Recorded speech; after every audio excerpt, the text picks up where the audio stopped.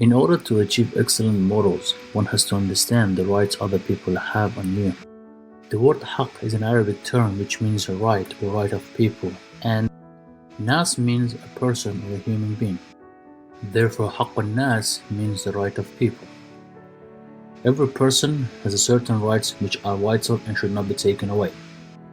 If I am holding the estate of an orphan, then it is the right of the orphan to inherit the estate when he is at the legal age. I should not consume it for myself, taking advantage of my position as the custodian. Allah subhanahu wa ta'ala is just and merciful, and inshallah will forgive us for the sins which we commit against Him, provided we repent for them sincerely. However, how could He forgive us for the sins which we commit against other people? That will be going against His justice.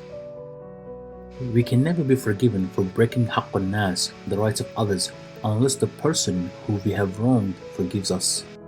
The next question is, what actions break haqq nas?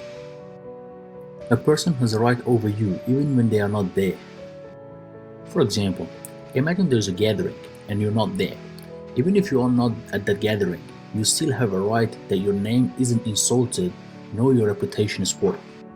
Allah subhanahu wa ta'ala says in the Holy Quran, chapter 17, verse 70, "Now indeed, we have conferred dignity on children of Adam, and borne them over land and sea, and provided for them sustenance out of the good things of life, and favored them far above most of our creation." This means that if someone does backbiting or accusation or mischief in which your name is mentioned, then a sin has been committed against you.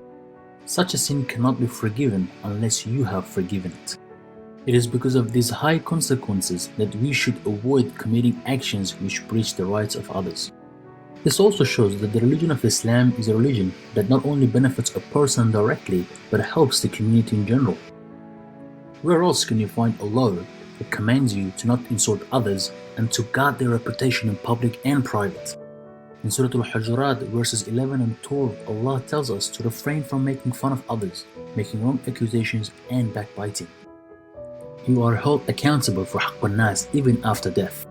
Islam advises us that we should seek forgiveness from the person whom we have wronged before one of the parties dies.